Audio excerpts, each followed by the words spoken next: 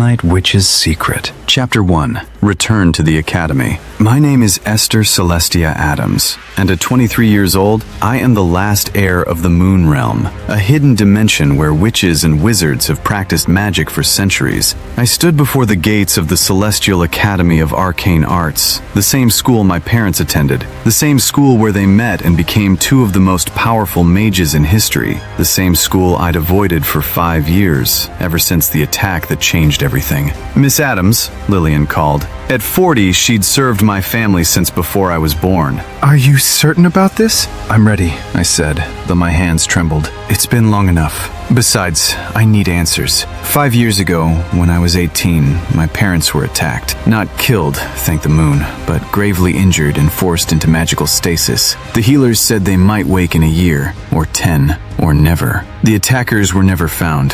For 5 years, I'd ruled the Moon Realm alone, learning politics instead of finishing my magical education. I'd maintained order and kept everything running, but I'd also stalled. At 23, I should have completed my mastery in both light and shadow magic, the rare dual affinity I'd inherited. Instead, my training remained incomplete. Worse, strange things had been happening lately. Unexplained magical disturbances, reports of dark rituals, whispered rumors of something called the Eclipse Prophecy. I needed to finish my education and investigate these mysteries, which meant returning to the academy. The gates opened, revealing the sprawling campus. Towers of crystal and moonstone rose toward the sky. Everywhere, students, all adults from 18 to their 40s, hurried between classes. Esther? Esther Adams? A voice called out. I turned to see 3 women approaching. My breath caught. Maya, Celeste, and Raven, my former roommates and closest friends from years ago. You're back! Maya, a fire mage with wild red hair, hugged me. At 24, she'd graduated 2 years ago. What are you doing here? Finishing what I started, I said. I've been ruling the Moon Realm for 5 years. It's time I completed my education. Celeste, a gentle healer with silver eyes, smiled warmly. We heard about your parents. How are they? Still in stasis. Stable, but not improving. Raven, an illusionist with dark hair, studied me intently. And you think coming back will help you find who attacked them? Maybe. Strange things have been happening. Magical disturbances, dark rituals. I think it might be connected. The 3 exchanged glances. We've noticed strange things too, Maya said quietly. That's why we're still here. We've been investigating. Investigating what? Come with us, Celeste said. There's something you need to see. Chapter 2. The Prophecy. They led me to the Academy's restricted archives. Maya had special permission as a graduate assistant. We've been finding references to the Eclipse Prophecy, Maya explained, pulling out ancient texts. It mentions a time when light and shadow magic will merge, creating unprecedented power. I felt a chill. Light and shadow merging? That's exactly what I can do. We know, Raven said seriously. The prophecy mentions the heir of moon and shadow. Someone who can wield both light and dark magic equally. That's me, I said slowly. Celeste opened another book, showing an illustration. A figure surrounded by both light and shadow, standing before a lunar eclipse. The prophecy says this heir will either save the magical world or destroy it, she explained, depending on whether they master the balance between light and dark. And you think someone attacked my parents because of what I am? I asked. We think someone wanted to eliminate the prophecy's subject or weaken you so they could control you, Maya said. Before I could respond, a knock interrupted us. A man entered, around 30, wearing professor's robes. Professor Grayson, Maya said, standing. We were just researching the eclipse prophecy, I know, he said calmly, his gray eyes fixed on me. Miss Adams, welcome back. I'm Nathaniel Grayson, head of Advanced Magical Theory. Something about him made me uneasy. I understand you're investigating your parents' attack, he continued. I want to help. I've been researching the eclipse prophecy myself.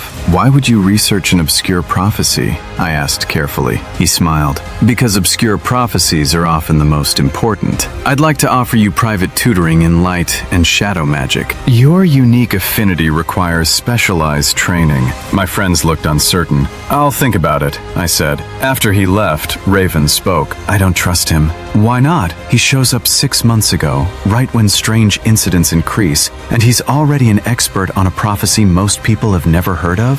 You think he's connected to this? I asked. I think we need to be very careful. Until we know more, don't tell him anything important. And definitely don't accept private tutoring alone with him. I nodded. Agreed. Chapter 3. Classes and Secrets. Over the next weeks, I attended advanced classes. My schedule was intense. Advanced light magic in the mornings with Professor Elena Winters, a legendary mage at 65 who had trained hundreds of light mages over her career. Light magic isn't just about power, she explained during my first class. It's about intention. You must believe in what you're creating.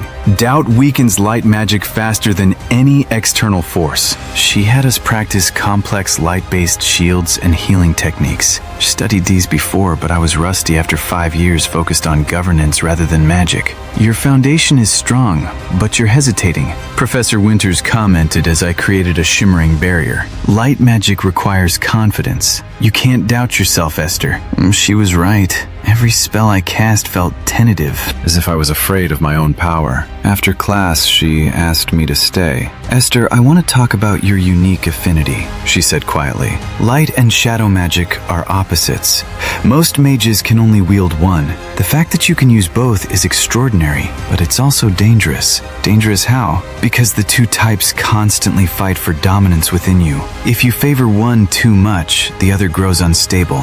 You must maintain perfect balance, which is incredibly difficult. My parents managed it, I said. If mother wielded light, my father wielded shadow. They balanced each other externally, but you carry both within yourself. That's entirely different and far more challenging. She paused. Have you experienced unusual symptoms? Magical outbursts? Mood swings? Strange dreams? I hesitated. Sometimes I have dreams where I'm surrounded by shadows, and sometimes by blinding light. They feel so real. Those are signs your magic is unbalanced. You need to address this before it becomes serious. I recommend working with both a light and shadow magic specialist. Professor Grayson offered to tutor me, I said carefully. Her expression tightened almost imperceptibly. How generous. Be careful with Professor Grayson, Esther. I don't trust his sudden interest in you. Why not? Because he's asked me several times about your family's magical lineage, about your specific abilities. It felt less like academic curiosity and more like intelligence gathering. Another warning about Grayson. That made 3 people who didn't trust him. My afternoon class was Advanced Shadow Magic with Professor Marcus Thornfield, a stern man in his 50s who specialized in defensive shadow techniques. His classroom was dimmer than others, with shadows that seemed to move on their own. Shadow magic felt different from light, colder, more instinctive, harder to control. While light magic required confidence and belief, shadow magic required acceptance of darker emotions without being consumed by them. Shadow magic isn't evil, Professor Thornfield explained on the first day. It's simply magic that draws on different aspects of reality: concealment, protection, the spaces between things. But it can be dangerous if you let negative emotions control it rather than guide it. I practiced creating shadow barriers and concealment spells. The magic came more easily than light magic had, flowing naturally from my hands. This worried me. Was I favoring shadow too much? Would that create the imbalance Professor Winters had warned about? After class, a student approached. She was around my age, with dark hair and intense green eyes. Esther Adams, right? I'm Vera Blackwood. I wanted to introduce myself because we're sort of similar. Similar how? I'm a dual affinity mage too. Not light and shadow. I wield fire and ice. Also supposed to be impossible. Also causes constant balance problems. Also makes me a freak in most people's eyes. I smiled despite myself. I don't think you're a freak. Most people do. Dual affinities are rare. People don't trust what they don't understand. She paused. I've been at the academy for 3 years, and I've learned some techniques for managing the balance. If you want, we could practice together. I'd like that, I said gratefully. As we walked toward the dining hall, Vera asked casually, "Have you heard about the eclipse order?" I stopped walking. What do you know about them? Enough to be worried. They've been approaching dual affinity mages, offering them opportunities to develop their unique gifts. 3 students have left the academy in the past year to join them. Just vanished from classes one day. What kind of opportunities? That's the thing. Nobody knows. The students who left won't talk about it. Their families can't reach them. It's all very secretive and unsettling. She looked at me seriously. If anyone approaches you about the Eclipse Order, be very careful. I think they're collecting people with unusual magical abilities for something. Something big. Her warning echoed in my mind as we continued to the dining hall. That night, I couldn't sleep. Too many questions swirled. I decided to practice magic in one of the private training rooms. Maybe if I exhausted myself, I'd finally rest. I was working on balancing light and shadow, creating spheres of both and trying to make them orbit each other harmoniously, when I sensed someone watching. I just spun around to find Professor Grayson standing in the doorway, his gray eyes reflecting the light and shadow I'd been manipulating. Impressive, he said, stepping into the room. You dual affinity mages struggle to even manifest both types simultaneously. You're orbiting them. That takes extraordinary control.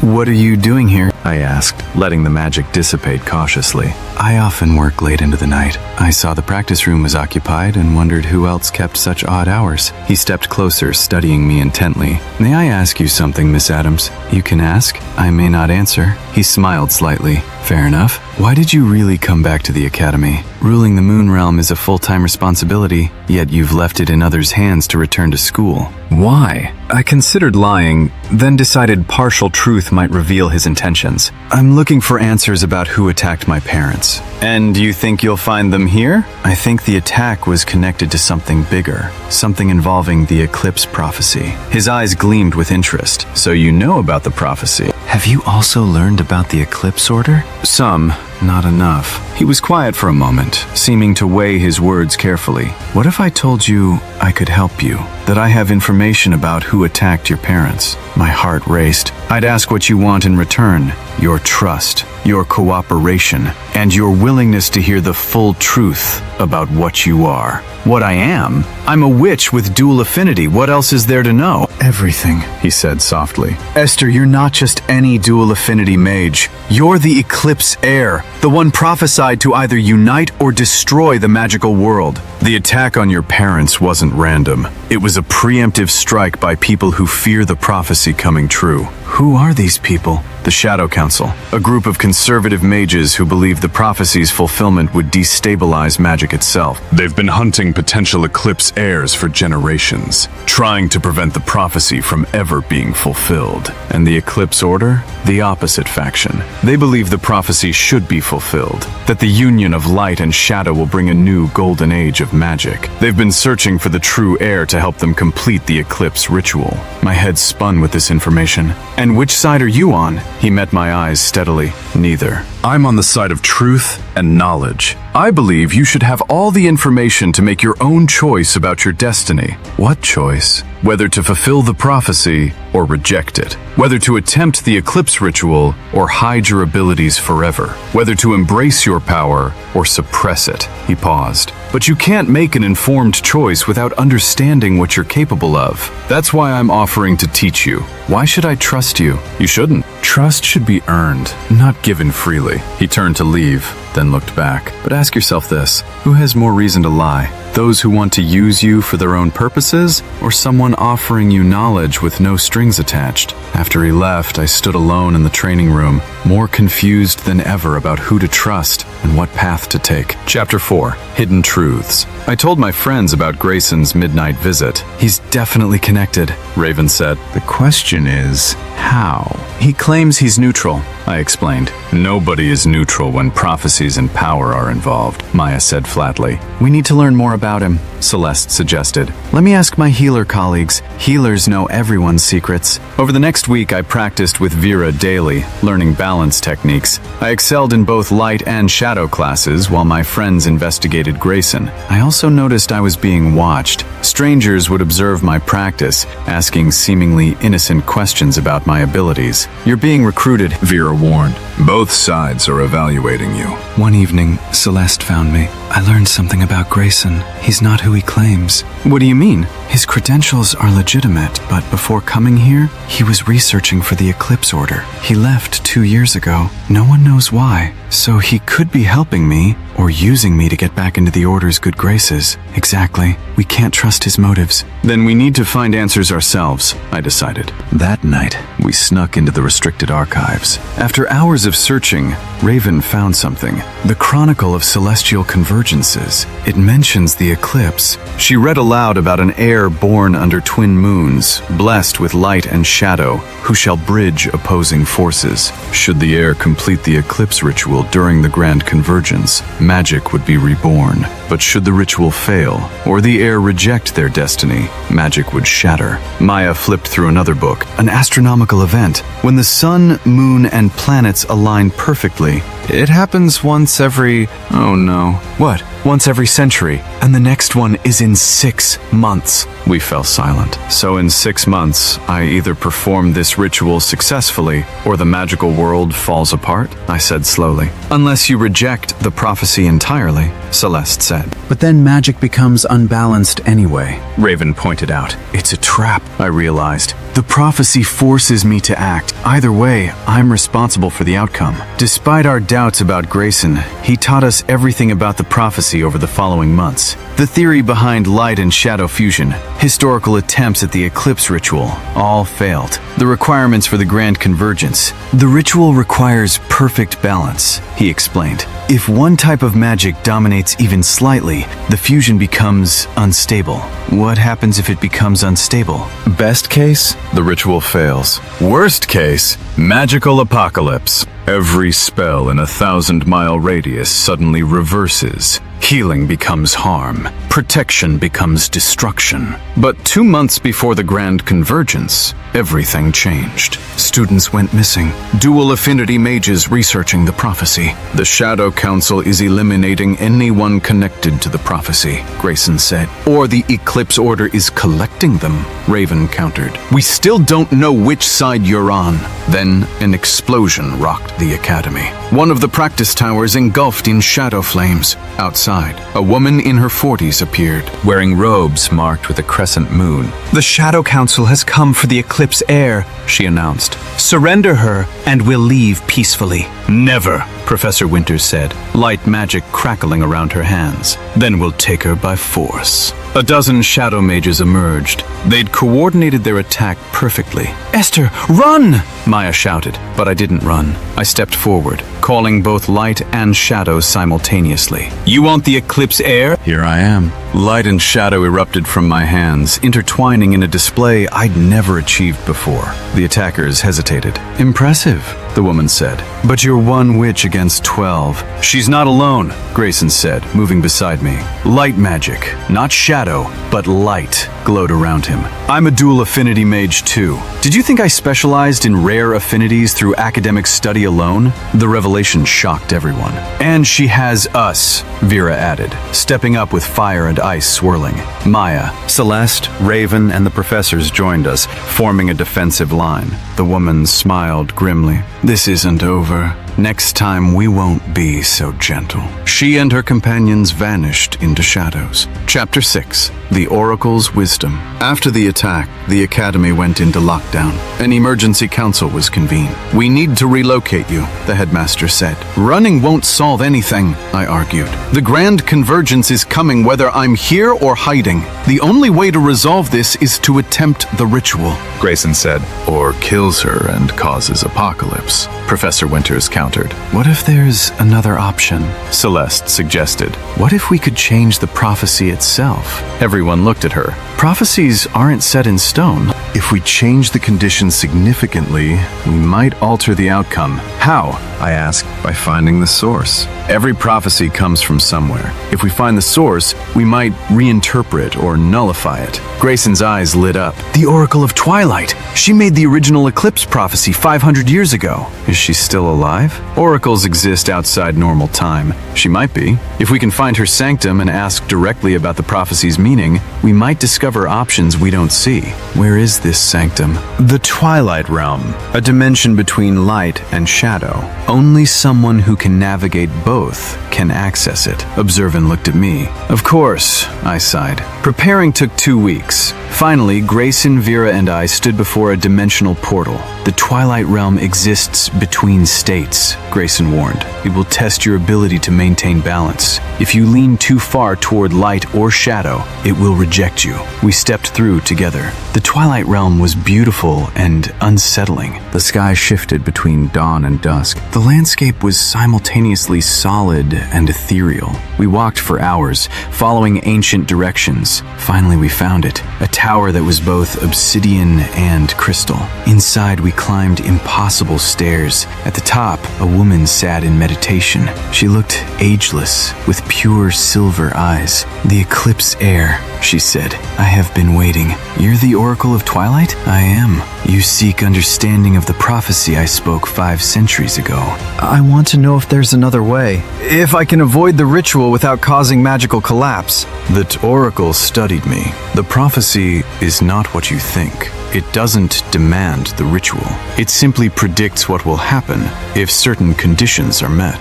"What conditions?" "Mare born with balanced light and shadow, a grand convergence, and most importantly, the heir's choice." She stood. "The prophecy doesn't force you to attempt the ritual. It simply says if you do and succeed, magic will be reborn. But you can choose not to." "But refusing causes magical collapse," I said. "No.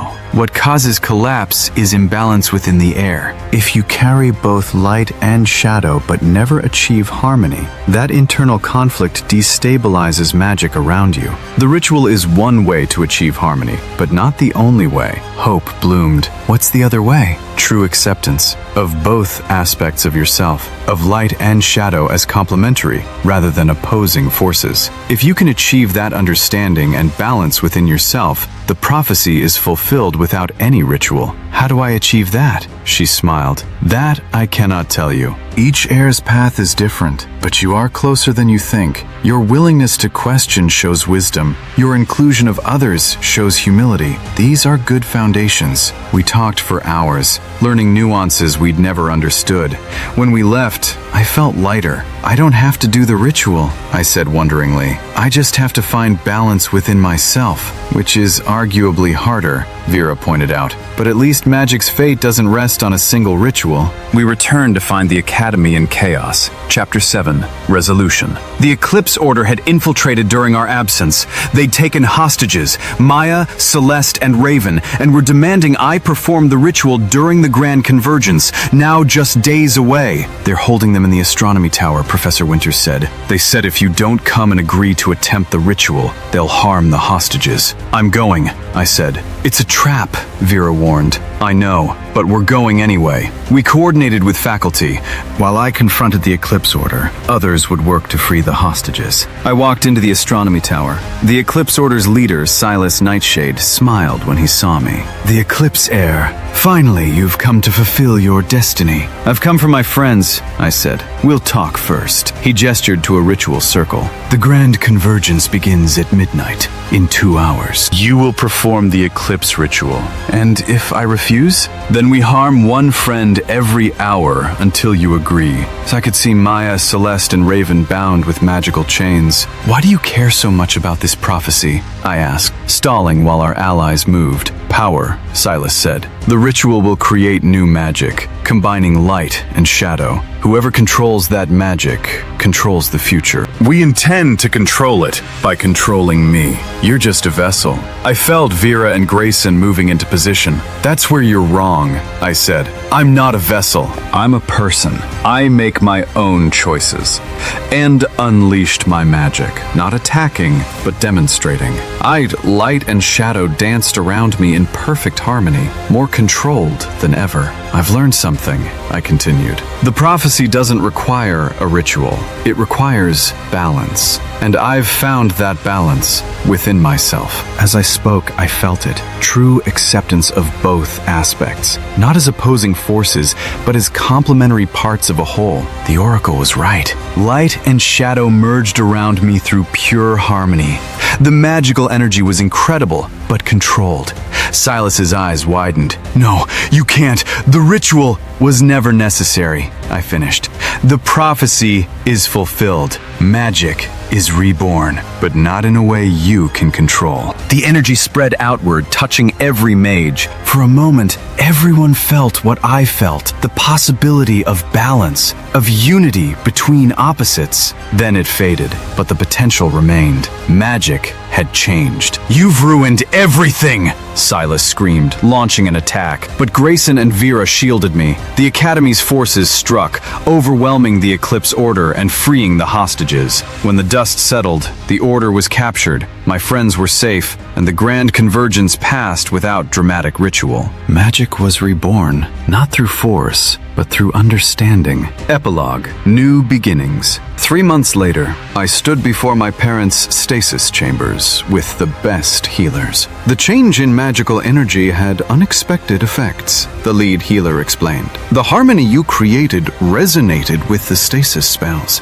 We can wake them now. I watched as my mother, Cecilia Janet Adams, and my father, Alan Gomez Adams, slowly woke for the first time in 5 years. "Esther, you're all grown up," my mother whispered. "Mom," I sobbed, hugging her. "Did we miss much?" my father asked. "Just me saving the magical world, no big deal," I said with a teary laugh. They recovered fully. I told them everything. "We're so proud," my mother said. "You found balance in a way we never taught you." "Not entirely on my own," I corrected. "I had help, friends, teachers, even former enemies who became allies. The Academy awarded me the highest honor. I completed my education, earning the title of Master Witch. Grayson stayed as a professor, now openly teaching about dual affinities. Vera became his assistant. The Shadow Council disbanded. The Eclipse Order scattered. And me? I returned to the Moon Realm, not as a reluctant ruler, but as a confident leader. I split time between governance and continuing research.